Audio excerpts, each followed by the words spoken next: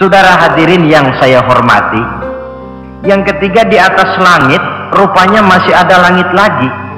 Di atas yang kita anggap cantik, rupanya masih ada yang lebih cantik. Kalau cantik yang kita kejar, kita akan jadi petualang yang pindah dari perempuan satu ke perempuan yang lain. Di mana kapal berlabuh, di sana cinta mendarat. Cinta bajak laut namanya. Saudara hadirin yang saya hormati, sate dengan singkong itu kan bedanya cuma di tenggorokan. Kalau sudah masuk ke dalam perut, kenyangnya barangkali sama. Malah barangkali besok pagi kalau keluar lebih tidak enak baunya sate itu daripada singkong.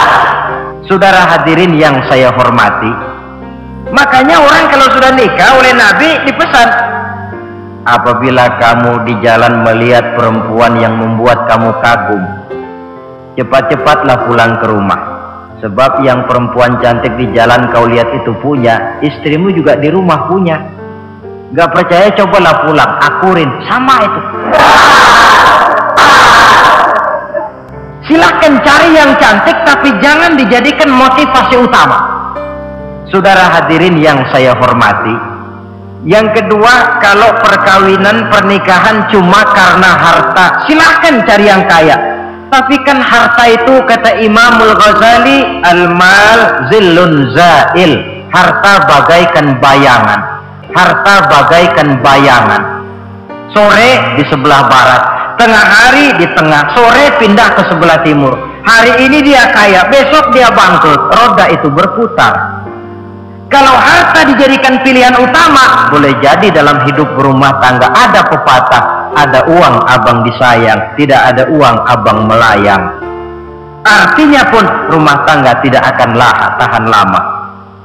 Saudara hadirin yang saya hormati, yang ketiga, kalau karena keturunan, persilahkan cari keturunan yang baik-baik. Namun toh pada akhirnya orang diajarkan bahwa kita ini mau besar atau tidak bukan dengan jalan menyempeng kepada kebesaran orang lain, tetapi ditentukan oleh kepribadian kita sendiri. Sekarang kalau karena agama, Nabi berikan penekanan fasfar bizatid din taribat yadak. Pilih orang yang taat beragama, niscaya hidupmu akan beruntung. Saudara hadirin yang saya hormati, apa rahasianya? Tidak lain rumah tangga Rasulullah Sallallahu Alaihi Wasallam. Yang ini artinya kita sudah masuk kepada bagian ketiga, bagaimana membina rumah tangga bahagia menurut contoh baginda Nabi. Bagaimana sih rumah tangga Rasul itu? Kelihatan dari dua ucapannya, pendek, singkat, tapi punya pengertian filosofis yang mendalam. Dua kalimat saja beliau bilang tentang rumah tangganya. Rumah tanggaku laksana sorga bagiku. Bayangkan, kalau seorang suami sudah mampu berkata macam begitu, bahagia hidupnya. Saudara hadirin yang saya hormati, ini barangkali tantangan buat kita semua. Mampukah kita di rumah tangga berkata semacam perkataan beliau tadi? Baiti jannati, rumah tanggaku laksana surga bagi. Padahal dari sejarah kita baca, Rasul itu rumahnya kecil. Sarapan paginya seteguk zam-zam, sepotong roti, kadang-kadang 3 butir korma. Tidurnya di atas pelepah daun korma, sampai berbekas di pipinya. Tempat tidurnya bukan alga spring bed atau Dunlop pillow macam kita punya. Saudara hadirin yang saya hormati, di rumahnya tidak ada mebel spaghetti model yang lagi ngetop-ngetopnya. Entah di tengah rumah macam itu, beliau sanggup berkata, baiti jannati. Kenapa kita yang hidup di zaman di mana fasilitas mestinya lebih menunjang, kok malah banyak yang berkata sebaliknya? Baiti nari, rumah tanggaku laksana neraka bagiku. Padahal dilihat dari segi materi, mobilnya serba berkilat, rumahnya bertingkat, uangnya banyak berlipat-lipat, istri pun cantik memikat, kadangkala boleh jadi jumlahnya 4. Tapi tiap hari kiamat. Kenapa ini? Saudara hadirin yang saya hormati, rumah tangga Rasul itu motivasinya tidak lain agama. Agama menuntun suami dan istri masing-masing untuk tahu kewajiban dan tahu haknya. Kalau kewajiban sudah dilaksanakan lalu hak diberikan, akan timbul pengertian. Kalau sudah ada saling pengertian, akan timbul ketenangan. Dan ketenangan tangga utama untuk mencapai yang disebut bahagia. Saudara hadirin yang saya hormati, itu sebabnya hakikatnya membicarakan rumah tangga yang berdasarkan agama tidak lain adalah bagaimana seharusnya seorang suami melaksanakan kewajibannya dan seorang istri melaksanakan tugasnya. Artinya kewajiban suami itu apa? Kewajiban istri itu apa? Kewajiban istri hak suami, kewajiban suami hak untuk istrinya menurut tuntunan dan tuntutan agama. Saudara hadirin yang saya hormati, satu hari Rasul ditanya, "Ya Rasul, apa sih hak istri-istri kami ini? Artinya kewajiban kami sebagai suami ini apa?"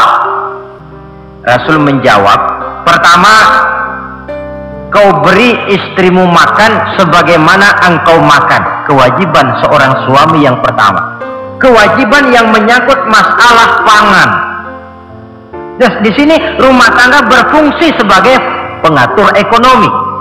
Seorang suami yang adil, makanan yang dia makan sama dengan makanan yang dimakan oleh istrinya. Saudara hadirin yang saya hormati, adalah zalim seorang suami kalau punya duit dia mampir di restoran, dia makan yang enak-enak, opor ayam, rendang telur, gulai, kare dan sebagainya. Istrinya di rumah cuma toge tiap hari. Istri berhak nuntut karena itu hak dia. Seorang istri pun kalau sudah diberikan nafkah oleh suaminya untuk mengatur makanan, dia harus pandai mengaturnya dengan sebaik-baiknya. Menu yang teratur, gizi yang lengkap, dan saya kira yang namanya 4 sehat 5 sempurna itu kan tidak berarti bahwa hidup ini harus serba mewah, tidak. Saudara hadirin yang saya hormati, yang penting ada variasi sehingga tidak merangsang suami untuk makan di luar. Jangan misalnya tahu suaminya senang jengkol lalu tiap hari saja jengkol, itu kan bisa kejengkolan. Masalah yang kelihatannya sepele tetapi yang sebenarnya bisa menjaga keharmonisan atau malah keretakan rumah tangga harus kita perhatikan dengan sebaik-baiknya. Suami memberikan nafkah, dari jumlah itu 60% lari ke kredit, 40% lari ke dapur. Tentu pada akhirnya sang suami akan merasa curiga. Padahal barangkali istrinya pun berniat baik, cuma hanya tidak ada keterbukaan di dalam mengurus masalah-masalah yang berhubungan dengan dapur. Inilah kewajiban yang pertama dari seorang suami, kewajiban yang menyangkut masalah pangan. Saudara hadirin yang saya hormati, lalu yang kedua, engkau beri istrimu pakaian sebagaimana engkau berpakaian. Suami yang adil, pakaian yang dia pakai sama harganya dengan yang dibelikan untuk istrinya, kecuali tentu kalau istrinya ridho. Zalim seorang suami jikalau untuk dia misalnya dia beli pakaian yang mahal-mahal, jasnya dia pakai Switzerland wool, sarungnya Samarinda, kalau dia pakai sepatu belilah sepatunya, sementara istrinya cuma pakai kain belacu saja. Kenapa mesti begitu? Sebab istri kita sebenarnya adalah bagian daripada hidup kita. Jelek dia dipandang orang, tentu jelek juga nama kita disebut orang. Baik dia dilihat orang, baik juga kita disebut orang. Saudara hadirin yang saya hormati, apalagi hidup bermasyarakat, kadang-kadang mulut usil itu kan sudah banyak macam ragamnya. Itu siapa sih perempuan yang jalan? Kenapa? Itu pakaian yang tidak dipakai sih tidak mahal, cuma pakaiannya serasi, pantas, enak dilihat. Oh, terang saja dia kan istrinya si Miun. Nah, Miun yang sedang tidur barangkali tidak tahu apa-apa mendapat sebutan baik. Cobalah kalau istri kita semaunya saja, orang akan bilang, ah itu perempuan, kenapa saya gerah ngelihatnya, mau ke pasar cuma pakai kutang saja. Tentu suami pun akan mendapat sebutan yang tidak baik. Saudara hadirin yang saya hormati, cuma sang istri kalau sudah dibelikan pakaian oleh suami, termasuk alat-alat kecantikan di dalamnya, pakaian itu tentu dipakai, niat pertama adalah untuk menyenangkan hati suami. Dia pakai lipstik untuk menyenangkan hati suaminya, tiap goresan lipstik ada pahalanya, bernilai ibadah. Seorang istri yang memakai bedak untuk menyenangkan suami misalnya, tiap polesan bedak ada pahalanya. Ini kewajiban yang kedua. Yang ketiga, wala tadribil wajha. Kalau marah jangan memukul muka. Maksudnya apa ini? Kewajiban memberikan perlindungan. Ada tempat dia melarikan persoalan, ada tempat dia bergantung, sehingga si istri merasa ada tempat dia mengadu. Saudara hadirin yang saya hormati, kalau marah jangan memukul muka, dan memukul itu pun upaya terakhir. Kalau tidak bisa dengan kata yang lemah lembut, agak sedikit keras katanya. Kalau dengan kata yang keras tidak juga bisa, pisah tempat tidur. Kalau memang tidak bisa juga dengan pukulan yang tujuannya bukan untuk menyakiti tetapi untuk mendidik. Kalau marah jangan memukul muka, dan memukul pun bukan jalan pertama tapi upaya terakhir, dengan tujuan bukan untuk menyakiti tapi untuk mendidik sang istri. Kewajiban untuk memberikan perlindungan. Saudara hadirin yang saya hormati, yang keempat, wala tuqabbih. Jangan memburuk-burukan istrinya. Kewajiban menjaga nama baik. Sebab apa? Dalam satu bahasa yang indah, Al-Quran menjelaskan bahwa suami istri itu laksana pakaian. Istri pakaian untuk suami, suami pakaian untuk istri. Lihatlah alangkah indah gaya bahasa Al-Quran ini. Diibaratkannya suami istri seperti pakaian. Apa fungsi pakaian? Pertama, pakaian itu kan jadi kebanggaan. Saya bangga memakai baju seperti ini, saudara bangga memakai baju yang saudara pakai. Artinya seorang suami harus berusaha menjadi suami kebanggaan istri, dan seorang istri pun harus berusaha menjadi istri yang dibanggakan oleh suaminya. Jangan yang malah kemudian disesali.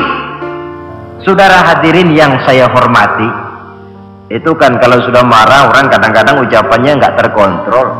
Istri marah sama suami, bang nyesel gue punya, sudah hilang lagi kebanggaan. Kalau kebanggaan hilang, wibawa pun hilang. Kalau wibawa sudah hilang, maka rumah tangga sudah sulit untuk dipertahankan. Saudara hadirin yang saya hormati, yang kedua, yang namanya pakaian itu kan menutup aurat. Itu tujuan pakaian yang terpenting. Artinya di sini, kalau seorang suami mempunyai kekurangan, istri juga harus berusaha menutupi. Kalau seorang istri mempunyai kekurangan, suamilah yang menutupi.